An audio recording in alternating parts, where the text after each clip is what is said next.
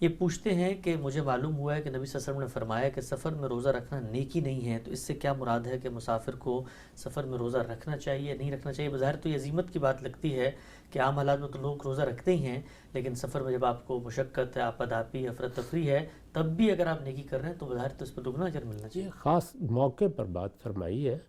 یعنی کسی آدمی نے سفر میں روزہ رکھ لیا، یہ خیال کر کے رکھ لیا کہ میں اس رخصت سے فائدہ نہیں اٹھاؤں گا، پھر اس کا تحمل نہیں کر سکا، نتیجے کے طور پر بے ہوش ہو گیا یا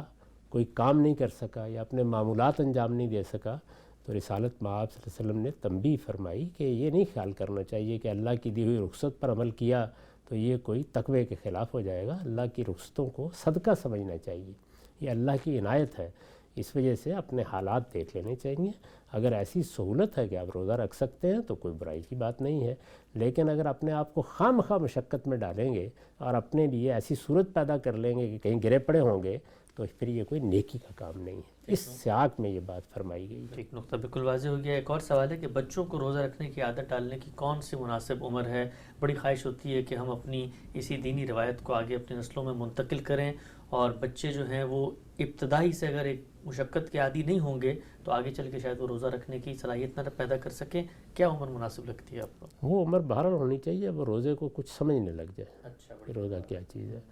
تو بچے عام طور پر 6 7 8 سال کی عمر میں سمجھ لیتے ہیں۔ مجھے خود یاد ہے کہ میں نے 8 سال کی عمر میں پہلی بار 8 روزے رکھے تھے، اس کے بعد معلوم ہو گیا، پھر اس کے بعد الحمدللہ کبھی نہیں چھوڑے۔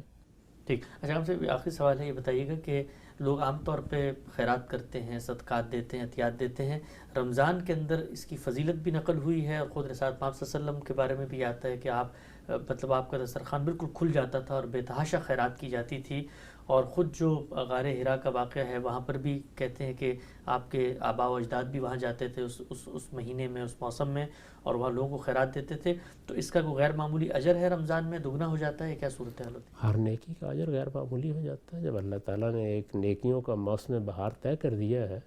تو جس طرح ہم دنیا کے موسموں میں دیکھتے ہیں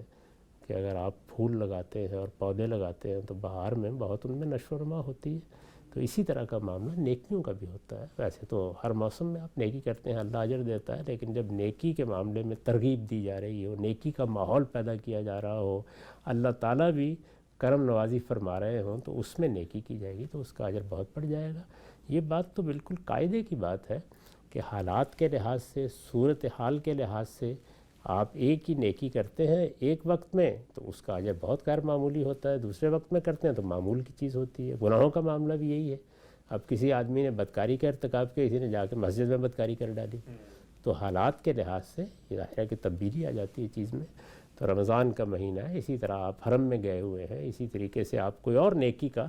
موسم ہے جس میں آپ اللہ کی راہ میں خیرات کرتے ہیں، صدقہ کرتے ہیں، تو اس کا اجر بہت غیر معمولی ہوگا۔ نقطہ بالکل واضح ہو گیا۔ ہم سے ایک توضیحی پہلو واضح کر کے ہم پروگرام کے خاتمے کی طرف بڑھتے ہیں۔ یہ نیکی کا اعلان، اس کے بارے میں کیا آپ کا نقطہ نظر ہے؟ کیونکہ ہم یہ دیکھتے ہیں کہ رمضان کے اندر بہت سارے لوگ نیکی کر رہے ہوتے ہیں، لیکن بڑی اعلانیہ ہوتی ہے، کوئی راشن تقسیم ہو رہا ہے تو وہاں بھی تصویریں کھنچوائی جا رہی ہیں، فیس بک پہ پوسٹ کی جا رہی ہیں، تو دین کیا کہتا ہے کہ نیکی کر کے دریا میں ڈالنی چاہیے یا نیکی کر کے فیس بک پہ ڈالنی چاہیے؟ دیکھیے یہ تصویریں کھنچوانا اور یہ کرنا یہ کبھی میری سمجھ میں نہیں آ سکا، لیکن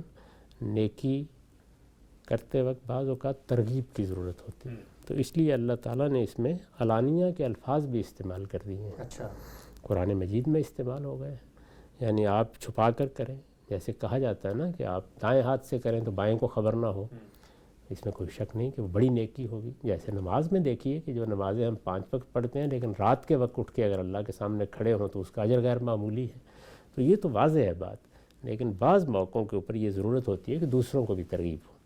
ایسے موقعوں پر نیکی کا اعلان کرنے میں بھی کوئی حرج کی بات نہیں۔ اپنے باطن میں جھانک کے دیکھ لینا چاہیے کہ یہ اعلان کس مقصد کے لیے کیا جا رہا ہے۔ اگر اس سے شہرت مقصود ہے، لوگوں میں تحسین کے جذبات پیدا ہوں، یہ خواہش پیدا ہو گئی ہے، تو اس سے اللہ کی پناہ مانگنی چاہیے۔ نیکی اللہ کی خوشنودی کے لیے، اس کو راضی کرنے کے لیے کرنی چاہیے۔ دوسروں کو بعض اوقات کسی عمومی ترغیب کے لیے، غریب لوگ ہیں ان کی مدد کرنے کے لیے لوگ بھی نکلیں، مریض ہیں، مسافر ہیں، ان کے لیے کوئی اس طرح کی ترغیب کی صورت پیدا کرنی ہے، اس میں علانیہ بھی اگر آپ نیکی کریں تو کوئی حرج کی بات نہیں۔